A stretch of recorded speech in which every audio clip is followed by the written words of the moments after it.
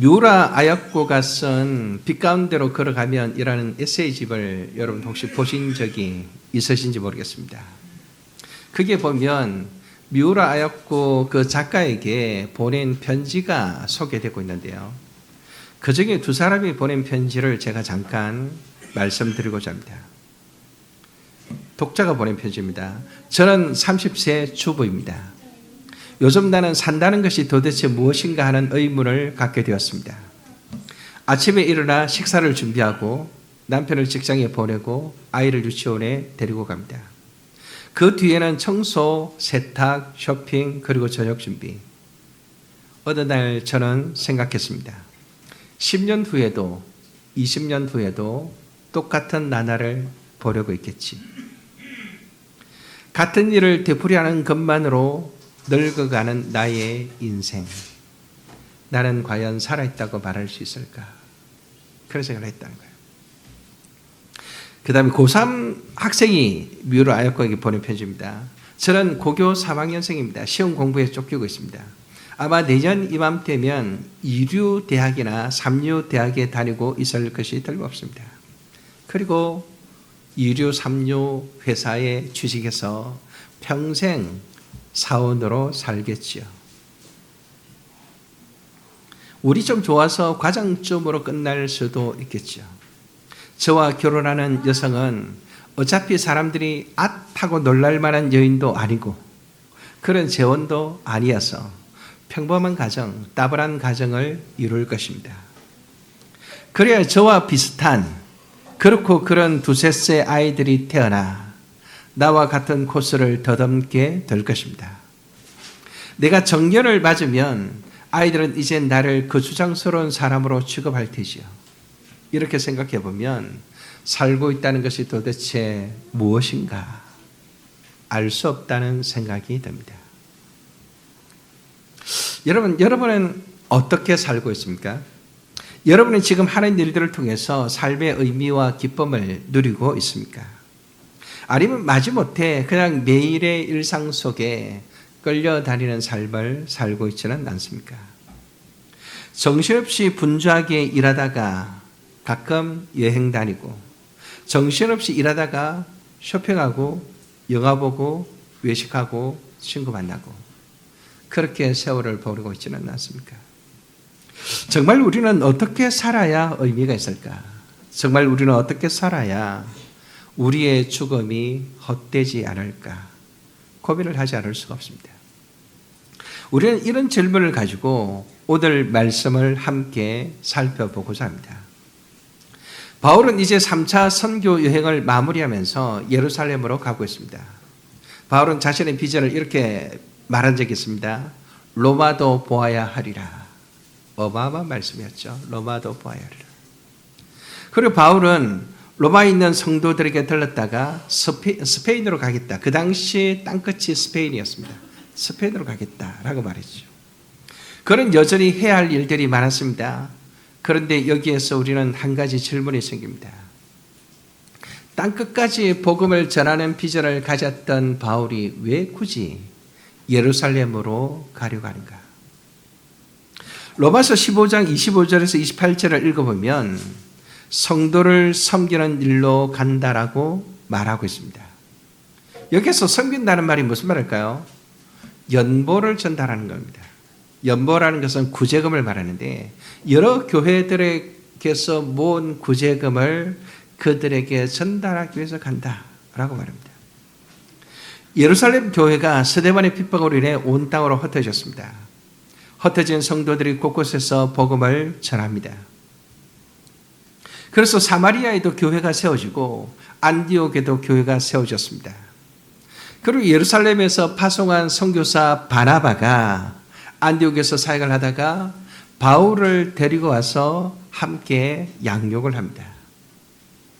그렇게 성장한 안디옥 교회가 바울과 바나바를 선교사로 세워서 파송을 하게 되죠. 바울과 바나바는 로마의 전 지역을 다니며 복음을 전했습니다. 그렇게 각 지역마다 많은 영혼들이 주께로 돌아오고 교회가 세워졌습니다. 지금 바울이 들고 가려고 하는 이 구제금은 바로 그 교회들이 하나님 앞에 헌신한 것으로 이것은 예루살렘 교회의 열배요 하나님 나라의 열배인 것입니다. 여러 교회가 모아준 구제금도 열배였지만 바울은 예루살렘 교회의 훨씬 더 중요한 열매를 보고하고 있음을 알 수 있습니다. 21장 19절에 보면 바울이 예루살렘 교회에 보고한 내용을 이렇게 요약하고 있습니다. 여러분 19절을 같이 한번 읽을까요? 21장 19절 같이 한번 읽겠습니다. 시작. 바울이 무난하고 하나님이 자기의 사역으로 말미암아 이방 가운데서 하신 일을 낱낱이 말하니, 하나님이 자기의 사역으로 말미암아 이방 가운데 하신 일을 낱낱이 말했다. 여러분 여기에서 누가 하신 일입니까? 하나님께서 하신 일입니다. 누구를 통해 하신 일입니까? 바울을 통해 하신 일입니다. 누가 주체이고 누가 도구입니까? 하나님이 주체이고 바울은 도구입니다. 그래서 이어지는 사람들의 반응도 어떻게 표현되고 있습니까? 그들이 듣고 바울에게 영광을 돌린 것이 아니라, 바울을 칭송한 것이 아니라 하나님께 영광을 돌리고 있습니다. 바울이 잘했다고, 바울이 수고했다고 그렇게 말하지 않습니다. 예루살렘 교회에서 바울이 보고하고 성도들이 들을 때 그들의 대화의 초점은 오직 하나님께 있었습니다. 그들의 관심은 하나님을 향하여 초점 맞춰져 있었습니다. 이것이 바로 성도의 대화요, 성도의 교제요, 성도의 신앙입니다. 우리는 서로의 대화 속에서 하나님을 속 빼버리고 인간들끼리 서로 칭찬하고 인간들끼리 서로를 높이는 경우가 얼마나 많은지 모릅니다. 내가 위로를 받아야 합니다. 내가 칭찬을 받아야 됩니다. 내가 인정을 받아야 됩니다. 나를 중시하는 풍토가 교회 안에 너무나 많아서 하나님을 찾기 어려울 때가 종종 있습니다. 우리의 생각이나 말이나 문화가 얼마나 우리를 하나님 중심에서 멀어지게 하고 있는지 우리 자신을 돌아볼 수 있기를 바랍니다. 우리는 이런 경향에서 단호히 벗어나야 합니다. 세상은 개인주의가 전 세계를 지배하고 있기 때문에 내가 인정받아야 되고 내 감정이 중요하고 내 생각이 중요하고 나에게 칭찬이 쏟아부어져야 되지만 교회는 아닙니다. 나는 죽고 하나님이 살아야 합니다. 나는 하늘의 미랄이 되어 죽고 하나님께서 영광을 받으셔야 합니다. 하나님께서 하셨습니다라는 말이 어색하지 않아야 됩니다. 하나님께서 하셨습니다라는 말이 농담처럼 회자되어서는 안 됩니다. 하나님이 하셨습니다라는 말이 예의상, 성도들끼리 예의상 하는 말로 주고받아서는 절대로 안 되는 것입니다. 진짜 하나님이 하셨다라고 말할 수 있어야 합니다. 내가 했고 하나님이 들리리가 되는 식으로 그렇게 말하는 풍토는 반드시 개혁되어야 합니다. 진정으로 하나님께서 하셨다는 것을, 사람은 아무것도 아니라는 것을, 나는 정말로 아무것도 아니라는 것을 대화 속에서, 인식 속에서, 문화 속에서 정착시켜야 됩니다. 그런 문화가 김장교회의 중심을 이룰 때 이 교회가 하나님이 기뻐하시는 교회가 될 것입니다. 그런 문화가 여러분의 가정 속에 뿌리를 내릴 때 여러분의 가정이 하나님 기뻐하시는 가정이 될 것입니다. 그렇죠? 건강한 생활, 건강한 교회 건설이 가능하려면 하나님 중심의 인식과 대화가 실제로 뿌리를 내려야 됩니다. 왜 교회를 다니는 사람들이 교회를 다니지 않는 사람들과 별로 다르지 않을까요?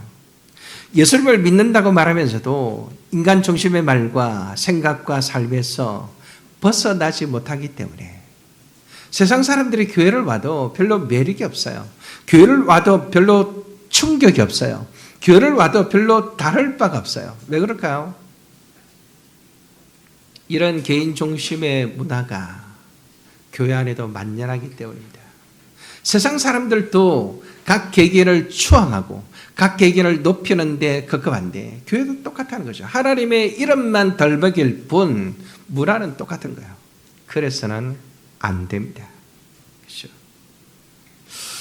여기에 대해서는 정말로 하고 싶은 말이 많지만 한 가지만 말씀드린다면 여러분, 우리 개개인이 정말로 가치 있게 되는 길은 각 개개를 칭찬하고 각 개개를 높인다고 되는 것이 아닙니다.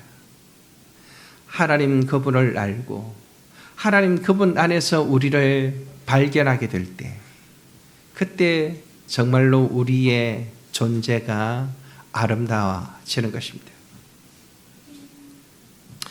자, 그리고 바울은 예루살렘으로 올라가는 이유가 무엇인지 조금 더 근원적인 이유를 살펴보려고 하는데요. 22절에서 24절을 한번 보겠습니다. 22절에서 24절 같이 한번 읽겠습니다. 시작. 보라. 죄송합니다. 20장 22절에서 24절입니다. 20장 22절에서 24절 같이 읽겠습니다.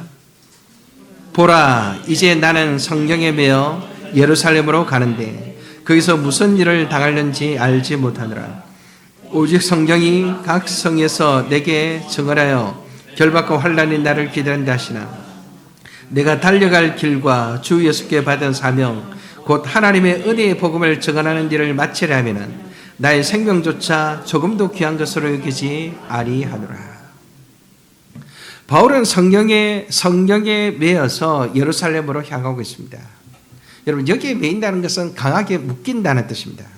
즉 성령의 강한 권능에 사로잡혀서 지금 가고 있다는 그런 의미입니다. 그리고 성령님은 바울에게 결박과 환난이 기다린다는 사실도 알려주었습니다. 성령님께서는 바울을 강한 권능으로 예루살렘으로 이끌어 가시면서 거기서 무슨 일을 당할지 자세하게는 말씀하시지 않았습니다. 그렇지만 각 성에서 결박과 환난이 기다린다고 말씀하셨으니 예루살렘도 예외가 아니라는 점을 능히 짐작할 수 있습니다. 그래서 바울은 이렇게 말합니다. 나의 생명조차 조금도 귀하게 여기지 아니하노라. 나의 생명조차 조금도 귀한 것으로 여기지 아니한다. 우리는 지금까지 바울이 왜 예루살렘으로 가려고 하는지 살펴봤습니다. 구제금을 전하고 하나님께서 하신 일을 보고하는 것은 누가 봐도 기쁘고 좋은 일이었습니다. 그런데 많은 사람들이 가지 못하도록 만류합니다. 성령도 가면 내가 어떻게 될지 말씀하셨습니다. 어떤 사람들이 만류합니까? 오늘 우리가 읽은 본문에 보면 두로라는 항구에 바울이 머물게 되는데요. 바울이 타고 갈 배가 연안을 따라 이동하는 배가 아니라 그 당시에는 주로 배들이 연안을 따라 이동을 했습니다. 그런데 이 배는 지중해를 가로질러 가는 배였기 때문에 항해 시간이 매우 많이 단축된 것으로 보입니다. 당시 두로는 유명한 항구였습니다. 그곳에 내린 바울은 제자들을 찾았다고 되어 있는데 여기 찾다라는 이 단어는 수색하여 발견한다. 수색하여 발견한다. 이런 뜻입니다. 그냥 눈으로 찾은 정도가 아니고 굉장히 애를 써서 수소문해서 발품을 팔아서 찾았다는 그런 의미인 것입니다. 왜 그럴까요? 두로에는 성도들의 수가 많지 않았기 때문이겠죠. 바울은 성도들을 만났고 여러 날을 함께 지낸 후에 다시 길을 떠납니다. 이때 성도들의 처자들이 다 함께 나와서 성문 밖까지 전송하고 바닷가에서 무릎을 꿇고 함께 기도하며 환송해 주었습니다. 사람들의 시선을 전혀 의식하지 않고 매우 진지하게 기도하는 것을 볼 때 이들은 신실한 용기 있는 그리스도인임을 알 수 있습니다. 그런데 이들이 바울을 만났을 때 뭐라고 말했습니까? 21장 4절을 보십시오. 21장 4절 같이 한번 읽겠습니다. 같이 읽습니다. 시작. 제자들을 찾아 거기서 이르를 머물더니 그 제자들이 성령의 감동으로 바울더러 예루살렘에 들어가지 말라 하더라. 여기에 보면 성령의 감동으로 말하는데 예루살렘에 들어가지 말라고 말합니다. 아니 어떻게 되드립니까? 분명히 성령은 바울에게 예루살렘으로 가라고 말했는데 두루에 있는 제자들을 통해서는 가지 말라고 말씀하십니다. 이것은 성령의 감동으로 예루살렘에 바울이 들어가면 큰 환난과 핍박을 만나게 될 것을 알게 된 제자들이 바울을 사랑하고 아끼는 마음으로 당부하고 있는 것입니다. 두루를 떠난 바울은 가이사랴에 도착합니다. 가이사랴는 유대 지방의 행정장관이 거주하는 정치적인 수도였습니다. 헤롯에 의하여 건설되었고 로마의 아우구스투스를 높이기 위해서 가이사랴라는 도시 이름을 정했습니다. 가이사랴에 도착한 바울은 빌립의 집에 머무르게 되었습니다. 빌립은 예루살렘 교회의 7 집사 중에 한 사람이었습니다. 그는 여기에서 가이사랴에서 전도자로 불려지고 있습니다. 왜냐하면 빌립이 사마리아로 가서 교회를 세웠고 에티오피아 내시에게도 복음을 전했으며 사도행전 읽을 때 여러분 기억나시죠? 전했습니다. 그리고 가이사랴에서도 20년을 살면서 복음을 전하고 있었기 때문에 전도자로 불려졌습니다. 그때 아가보라고 하는 예언자가 유대로부터 내려와서 바울 앞에서 또 예언을 하는데 말로써 하는 예언이 아니라 행위로 하는 예언을 보여줍니다. 아가보는 사도행전 11장에서 유대의 기근이 들을 것을 예언했던 바로 그 사람입니다. 그런데 이번에는 그가 어떤 예언을 합니까? 바울의 띠를 가져다가 자기의 손과 발을 묶습니다. 그리고 예언을 합니다. 여러분 11절 한번 보시겠습니다. 11절 21장 11절 같이 읽습니다. 우리에게 와서 바울의 띠를 가져다가 자기 수족을 잡아매고 말하기를 성령이 말씀하시되 예루살렘에서 유대인들이 이같이 이 띠 임자를 결박하여 이방인의 손에 넘겨주리라 하거늘. 이 띠 임자가 누구죠? 바울입니다. 여기서 말하는 띠는 폭이 약간 넓고 길이가 길어서 허리에 여러 번 둘러감는 천을 가리킵니다. 가죽이나 비단으로 만들고 은실이나 금실로 수놓은 것들도 있었습니다. 왜 이런 행동을 했을까요? 성경에 보면 이런 행동으로 예언한 선지자들이 들어있었습니다. 여러분 혹시 기억나는 사람 있었어요? 선지자 아히야는 자기 옷을 찢으면서 솔로몬의 왕국의 분열을 예언하였습니다. 열왕기상 읽을 때 아마 기억나실 겁니다. 이사야는 벗은 몸과 발로 행하며 유대인들이 애굽인들이 아수르인들에게 포로로 끌려갈 것을 예언하였습니다. 이렇게 행위로 예언하는 이유는 매우 강력한 메시지를 전달하기 위함입니다. 아무리 말로 해도 듣지를 않으니까 강력한 메시지가 되도록 하기 위해서 행위로 예언을 하는 것이죠. 아가보는 바울이 결박당할 것이고 투옥될 것임을 온 몸을 자신의 몸을 시청각 교조로 삼아서 바울에게 예언을 하고 있는 것이죠. 사실 이러한 내용은 바울도 이미 알고 있는 점이었습니다. 그래서 바울은 오히려 담담하게 받아들입니다. 그런데 바울의 동료들이 아가보의 예언을 듣고 크게 염려하면서 바울을 심각하게 만류하고 있죠. 이들은 성령을 거역하고 있습니까? 물론 그렇지 않습니다. 이들은 성령님을 거역하는 것이 아니라 바울을 깊이 사랑하는 까닭에, 바울을 깊이 염려하는 까닭에 그를 붙들고 싶었던 것입니다. 이런 예수님께서 고난 받으실 것을 제자들에게 말했을 때 베드로가 했던 말을 떠오르게 만듭니다. 베드로가 뭐라고 말했죠? 주여 그리마옵소서, 이 일이 결코 죽게 미치지 아니하리이다. 베드로는 예수님을 사랑하는 마음으로 말을 했지만 예수님께서는 베드로의 말을 굉장히 노여워하셨습니다. 자, 이런 만류 속에 바울은 어떤 반응을 보입니까? 바울의 진면목이 여기에서 드러납니다. 제가 주보에 이 13절 14절을 기록해 놓았는데요. 13절 14절을 같이 한번 읽겠습니다. 21장 13절 14절 시작. 바울이 대답하되 여러분이 어찌하여 울어 내 마음을 상하게 하느냐. 나는 주 예수의 이름을 위하여 결박당할 뿐 아니라 예루살렘에서 죽을 것도 각오하였노라 하니 그가 고난을 받지 아니하므로 우리가 주의 뜻대로 이루어지다 하고 거쳤노라.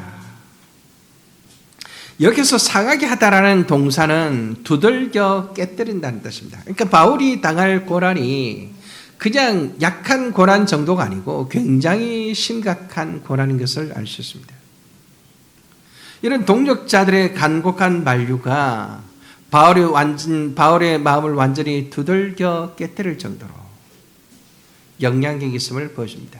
누군들 그렇지 않겠습니까? 아니 누가 핍박과 고난을 달게 받을 수 있겠습니까? 누가 핍박과 고난이 자기 코앞에 있다고 말할 때 두렵지 않겠습니까? 안 그래도 주눅이 들고 힘이 들어 죽겠는데 동력자들이 가지 말라고 간곡히 말하니 바울도 인간적으로 흔들리지 않을 수 없었을 것입니다. 누구라도 그렇겠죠. 그러나 바울은 자신을 다잡아 성령님께 온전히 복종시키면서 이렇게 선언합니다. 나는 주 예수의 이름을 위하여 결박당할 뿐 아니라 예루살렘에서 죽을 것도 각오하였노라. 주 예수의 이름을 위하여. 이 선을 듣고 바울의 동역자들은 주의 뜻대로 이루어질 것을 말합니다. 사랑하는 성도 여러분, 바로 이것입니다. 일상의 공허와 무의미에서 실제와 의미를 누리며 살게 하는 것이 있다면 그것은 돈도 아니요, 지식도 아니요, 사람도 아니요, 우리가 즐겨 입는 옷이나 여행도 아닙니다. 그것은 바로 주 예수 그리스도이십니다. 우리 동기 목사님들 중에 정동철 선교사님이란 분이 있습니다. 우리 교회도 한 2번 나섰죠. 이분은 아프리카 케냐의 해발 2000m나 되는 높은 지역에서 사역하고 있습니다. 이분이 2017년 말에 말라리아에 걸려 급히 귀국하였습니다. 귀국하여 검사하는 과정에서 암이 발견되었는데 사기로 판정받았습니다. 암이 장뿐만 아니라 폐 주위 다른 장기 대부분에 퍼진 것이 발견되었습니다. 그래서 의사는 당신은 3개월밖에 살지 못하니까 준비하라고 그렇게 말해 주었습니다. 정성 교사님은 말라리아뿐만 아니라 폐렴, 장폐색, 말기 대장암까지 온갖 질병을 갖고 고국으로 돌아온 것이었습니다. 8시간에 걸친 수술을 통해 대장의 절반을 잘라내었고 비장 전체, 간, 위, 췌장의 여러 부분을 제거하였습니다. 그래서 11번에 걸쳐서 항암 치료를 하였습니다. 많은 분들이 건강이 온전히 회복될 때까지 요양하라고 권하였으나 1년이 넘도록 비우던 선교지가 눈에 밟혀서 여기 있을 수 없다고 말하고 약 1년이 지난 뒤에 홀연히 아프리카로 돌아갔습니다. 물론 그분은 지금까지도 사역하고 있습니다. 정동철 선교사는 그곳에 있는 사람들을 이렇게 표현합니다. 병으로 죽어가는 수많은 사람들, 가난과 무지로 의대를 목말라 하는 사람들, 하나님을 믿는다고 하면서도 하나님 없이 살아가고 있는 사람들, 바로 그들에게 자기 자신이 살아있는 증거로 보여주고 싶다고 말했습니다. 또 정 선교사님이 이런 말도 했습니다. 사명자는 사명이 있는 자리에 가야 합니다. 병이 재발하여 다시 오더라도 내가 있어야 될 곳은 캐장입니다. 하나님께서 지금까지 정선교사님을 살려주신 까닭이 무엇일까요? 그가 주 예수의 이름을 걸고 헌신하였기 때문입니다. 이분이 많은 분들의 애정을 뿌리치고 애정과 권면을 뿌리치고 아프리카 케냐 2000m의 고지로 다시 달려간 이유가 무엇일까요? 주 예수 그리스도의 이름 때문이었습니다.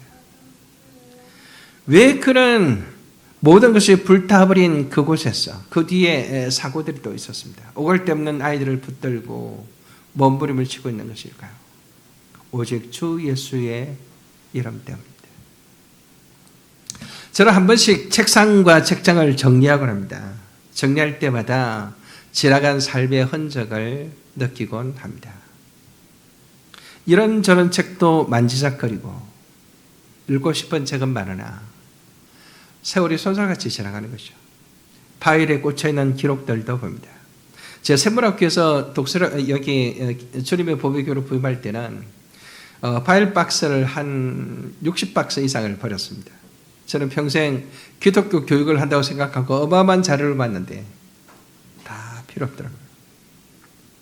그때 그 사택의 거실이 굉장히 컸죠. 이거 한 3분의 1만 하나 거실이 컸는데 거기에 산더미처럼 세워놓고 그걸 버릴지 말지를 고민하는데 며칠을 고민했다. 기억이 생생합니다. 그러면서 세월이 쑥쑥쑥 지나갔습니다.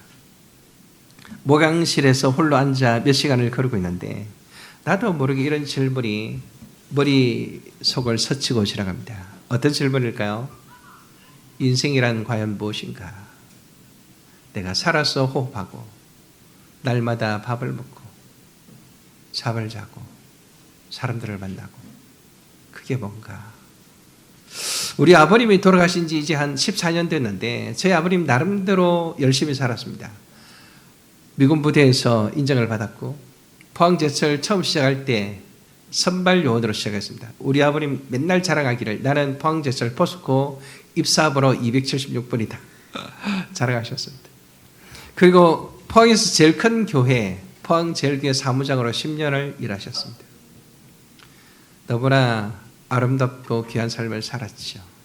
근데 지금은 아무도 그를 기억하지 않습니다. 아무도 그의 이름을 불러주지 않습니다. 찾지도 않습니다. 우리 아버님의 삶의 의미는 도대체 무엇일까요? 열심히 살았던 우리의 시간들, 그 흐름 속에 나는 진짜 무엇을 위해서 사는가 점검하지 않을 수가 없습니다. 수요일에 성도의 삶 공부를 합니다. 우리 예저 성도님 갑니다. 목요일에 교리의 삶 공부를 합니다. 우리 권전한 형제가 합니다. 생명의 삶 우리 지성자매랑 하고 지금은 잠깐 중단했습니다. 목자의 삶도 열심히 했습니다. 새벽 기도의 설교 준비, 수요 기도의 설교 준비, 주일 예배 설교 준비. 그러다가 문득문득 나는 어디에 있는가를 생각하게 됩니다. 이 설교를 준비하면서 이런 생각이 들었습니다. 이렇게 성경 공부하다가 죽어도 좋겠구나. 이렇게 설교 열심히 준비하다가 죽어도 좋겠구나. 여러분 어떠신지요? 집안에서 설거지하고 밥하고 청소하다가 문득 인생이 무엇인지 생각해 보신 적이 없으신지요? 처음에 소개했던 30세 주부와 또 고3 학생이 말하는 그 고민을 해보신 적이 없으신지요? 학교에서 직장에서 사업장에서 정신없이 일하다가 내가 지금 뭐하려고 이렇게 아등바등 살아가고 있는지 생각해 보신 적은 없으신지요? 여러분 아무리 바빠도 이것을 잊지 마시기를 바랍니다. 주 예수의 이름을 위하여. 주 예수의 이름을 위하여. 한번 따라할까요? 주 예수의 이름을 위하여. 아멘. 이 이름이 우리에게 주어지지 않았다면 어떻게 우리의 인생의 공허와 무의미를 극복할 수 있겠습니까? 앞서 말씀드렸던 주부와 고3 학생과 같이 우리 자신이 공허와 무의미 속으로 빨려 들어갈 때 어떻게 우리를 건져낼 수 있겠습니까? 주 예수 그리스도의 이름만이 우리의 삶을 빛나게 하고 우리의 삶을 아름답게 하고 우리의 삶을 가치 있게 하고 우리의 삶을 의미 있게 하는 것입니다. 주 예수 그리스도의 이름을 붙들고 사는 성도들은 무엇을 하든지 어디에서 일하든지 얼마나 바쁘든지 얼마나 한가롭든지 목표가 지금 눈에 보이든지 목표가 전혀 보이지 않든지 절대로 공허할 수 없습니다. 절대로 무의미할 수 없습니다. 거기에는 생명이 있고 거기에는 진짜 기쁨이 있기 때문입니다. 주 예수 그리스도께서 죄와 사망에 매여 살아가는 우리를 위해 십자가에 달려 죽으신 사실, 우리가 믿음으로 죄와 사망에서 해방되어 의와 평강과 희락의 삶으로 초대되었다는 사실, 나만 그렇게 사는 것이 아니라 내가 살아가는 사람들, 내가 만나는 사람들, 그들에게 이 복음을 전할 수 있다는 사실, 이것이 우리의 삶을 의미 있게 하고 이것이 우리의 삶을 행복하게 하는 것 아니겠습니까? 김장교회가 설립된 지 벌써 4년 4개월이 지났습니다. 제가 은퇴 때까지의 12년 100개월 한다고 생각했는데 벌써 3분의 1이 지났습니다. 얼마나 빠른지요. 지난 4월에 있었던 말씀 작용회 이후 목자와 목녀로 두 가정이 헌신하였습니다. 목자상 공부도 하셨습니다. 이제 필사적으로 기도하며 목장을 준비하는 가운데였습니다. 두 가정이 아마 필사적으로 기도하고 있을 거예요. 10월 정도에 목장을 세 개로 나누려고 합니다. 새로운 목장을 통해서 또 다른 사람들을 전도하고 목양하고 상공부를 인도하고 함께 예배하게 될 것입니다. 여러분, 이것은 우리 인생의 가장 복되고 가장 아름다운 일입니다. 바울이 걸어갔던 길이고 우리 믿음의 선배들이 걸어갔던 길입니다. 바울은 로마서 14장 8절에 이렇게 말하고 있습니다. 우리가 살아도 주를 위하여 살고 죽어도 주를 위하여 죽나니 그러므로 사나 죽어나 우리가 주의 것이로다. 주 예수의 이름을 위하여 살고 죽는 우리 모두가 되시기를 바랍니다. 무슨 일을 하든지 어느 자리에 있든지 주 예수 이름을 붙드시기를 바랍니다. 주 예수 그리스도 이름을 절하는 자가 되기를 원합니다. 주 예수 그리스도께로 헌신하는 제자들을 한 사람 한 사람 세워가는 기쁨이 여러분에게 충만하시기를. 그래서 공허와 무의미를 이겨내고 아름답게 빛나시기를 진심으로 축원합니다. 아멘.